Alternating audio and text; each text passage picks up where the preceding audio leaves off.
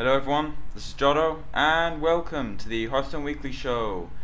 Now, for this week, I'm going to be doing the Naxxramas card. There weren't two over 2 weeks. Well, there kind of was, but the officially spoiled ones, there was only one, which was Webspinner, and also some information about the release date and the pricing point. And for this week, I invited my teammate Crispy, one of the two Swedish players, to come on and help me out and say hi. So, Hello guys. yeah, Crispy's one of the main deck builders on Acebreakers. In fact, I think most of the decks I play competitively are tweaked versions of his decks. so yeah, I really want to bring him on, especially after the Zotac thing, because I streamed last week. Yeah, last week I streamed Zotac, and I'll stream it this week as well. Why not? But last week I streamed Zotac, and I was playing the Druid deck that Crispy designed. So a bunch of people were asking me, "It's like, oh, why don't you bring him onto the show?" So yes, I did. But anyway, so this weekly is going to be a two-part show, which is not something I've done before. And the reason for it is because there were two sets of spoilers. It's kind of weird. There was one, the video would be too long if it was one part. The other thing was there's Webspinner, and then there's also the release information as the official stuff. But then there's also a bunch of speculation that was from supposedly leaked stuff on Reddit, which we don't know whether it's real or not. So I'll go over them, but I'd rather not do it in the same video. So we'll split this into two parts, and that video will probably go up tomorrow or something like that. So yeah, this week I'm doing the weekly in two parts as opposed to doing two separate videos entirely. But anyway, without further ado, let's get started with the Webspinner, shall we? Now, Webspinner is a 1-mana 1/1 beast with Death Rattle. Draw a random beast card. It is a hunter card. And the random beast card can be it's any collectible beast in the game. So no tokens, only like basics, commons, rares, epics, legendaries in the beast department. Actually, are there any epic beasts? I don't think so. That's weird. But yeah, collectible beasts. This is a weird card. It's kind of finicky. It's kind of a loot hoarder. Yeah, it's Just a random beast card, basically. this is one of those cards that's gonna be responsible for probably the most like Hearth Trollden clips. You know, with web spinners drawing web spinners and web spinners getting like king crushes.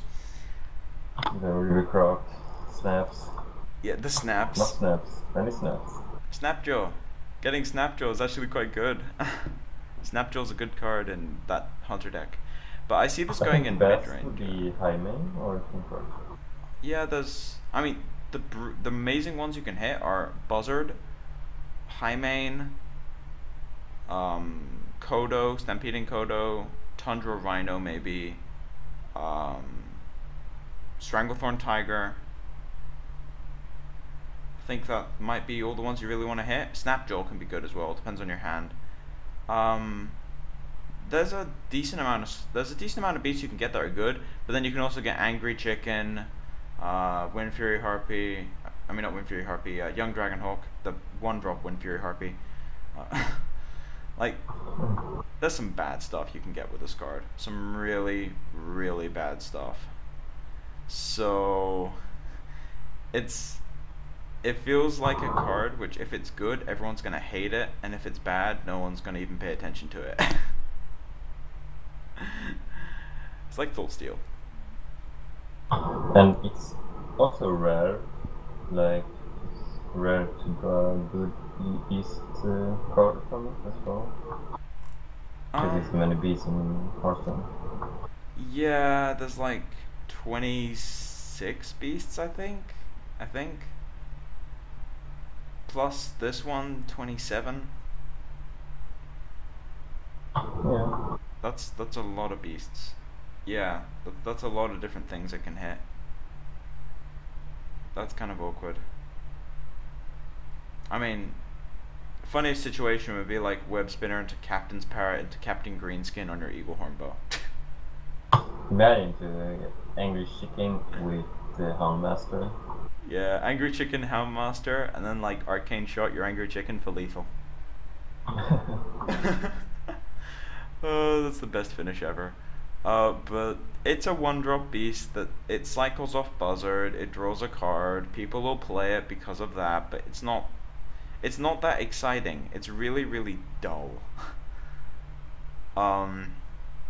So it's like all the other Nax Rammus cards, you can go on and on and on and on and on about them. This one's like, it cycles, it's a one drop, it has Death Rattle, so Undertaker loves it. And that's it. 1 mana, very cheap. Yeah, it's very cheap. So it's a 1 mana loot hoarder. That's about. In fact, no, I think it's worse than loot hoarder in terms of its effect, because I think a card from your deck is worth more than a random beast. Yeah, because most of the random beasts you play are just going to be worse than the cards in your deck. So I mean, is this a deck that you're going to be fiddling around with in like a lot of Hunter decks, or is it just like a mid-range card? I'm not sure. It could be very useful in every Hunter deck, basically. But I don't think it would be so useful, in my opinion. Yeah. Yeah, I can agree with that. I mean, it's okay in most Hunter decks, but what it reminds me of is like the other one-drop beast. You have Stone Tusk Boar and Timberwolf, and this reminds me more of Timberwolf than Stone Tusk. Like, yeah, good sometimes, but really situational in other times. It's less situational, but it's also less powerful. So it's. I think Webspinner would be very good in Rush Hunter, I think. Yeah, that's true. It gives you a card, and it also turns on Kill Command. Yeah. Yeah, that's a big deal, actually. If you get King Crush and Rush Hunter, that's just... you just win the game. You just win the game. If you survive to turn 10, obviously, or turn 9. Yeah, it's... I mean, it sounds good in the earlier Hunter decks. I mean, the Control Hunter Pyromancer thing, I know it's a deck, but it's kind of a weird deck. Maybe the amalgamation of Control Hunter decks might find a place for this at some point. I mean, there's like a version. I would not be surprised if there's a Hunter Control deck with Demolisher in it, or just like random stuff. Because I've seen those decks with some crazy stuff in them. You got like the Acolyte of Pains. You got Murloc, like you got the Murloc that draws cards. It's Cold Light Oracle. Yeah, Cold Light Oracle. Then you have just a bunch of random stuff. You've even seen King Crush in those decks. Like they will find a place for a Hunter card. Like, someone is gonna put one of these in a control deck, and I'm not sure whether it's good or not, but it's gonna happen because that's just how Hunter control players work. They have a stroke of genius, which probably only lasts for about a day, but at least they tried it. It's quite funny to watch, actually. But I don't know, the card, it's as I said, the problem with this card is it's not very exciting. It just kind of goes in a deck and then does well in that deck, but it doesn't actually do anything exciting because it's random. Like, if it drew a random beast from your deck, it'd be really, really good. Because like you could just tutor up Savannah Highmanes in control, and you could also get like Snapjaws and Buzzard combos. Like in Rush Hunter, you can just tutor for Buzzard, because that's like the only beast they play, or Iron Beacon, because they play Animal Companion, and you can't get Animal Companion with this. It's a spell. So that would have been amazing. Same with Unleash the Buggies. Yeah, you can't get Unleash either. Like, if it was from your deck, it'd be amazing, but it's not, so it's kind of weird. I mean, unless you have anything else, I think that's basically what you can say about this card, to be honest. Yeah, basically. Yeah, it's a 1-drop draw.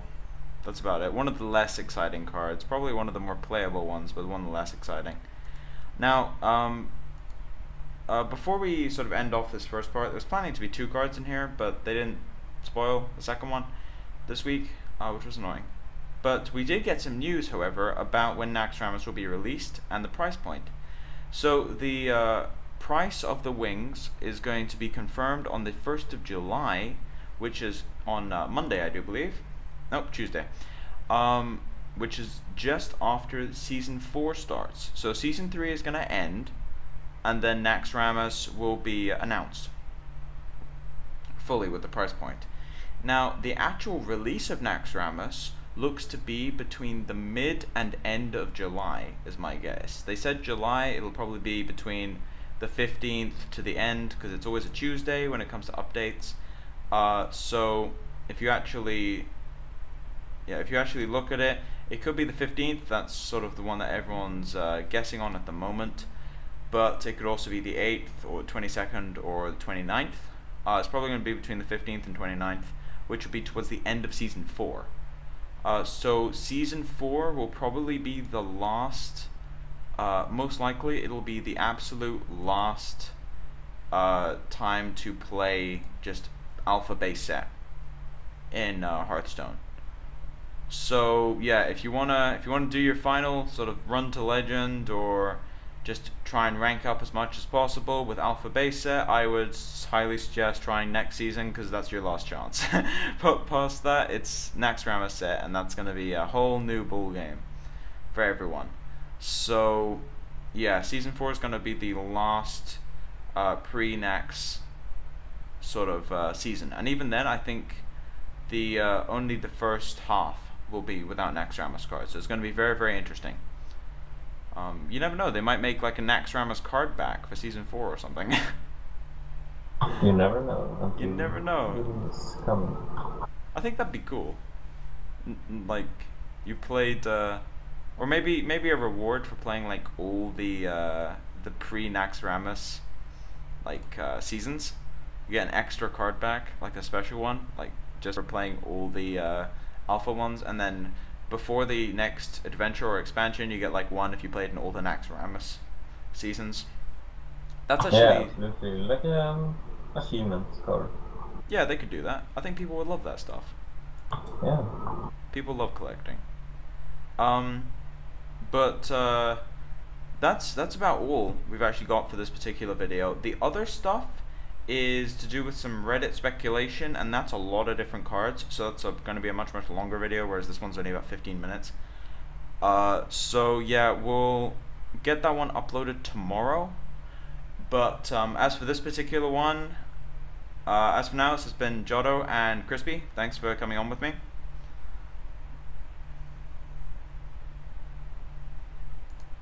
And Crispy has gone AFK. He does this a lot. Oh damn, I forgot. Okay. Thank you for being here. Yeah, we've got a bit of an in-joke in the Aceburgers team, because Crispy has a habit of zoning out every so often. It's quite funny. I'm mostly the quiet guy in the team. Yeah. I'm doing FK, I'm doing something else basically, or not saying shit. Basically, yes, that is you in a nutshell, to be honest.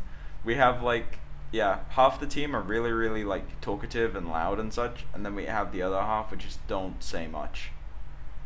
Like, unless they're asked, they just don't say much. It's quite funny.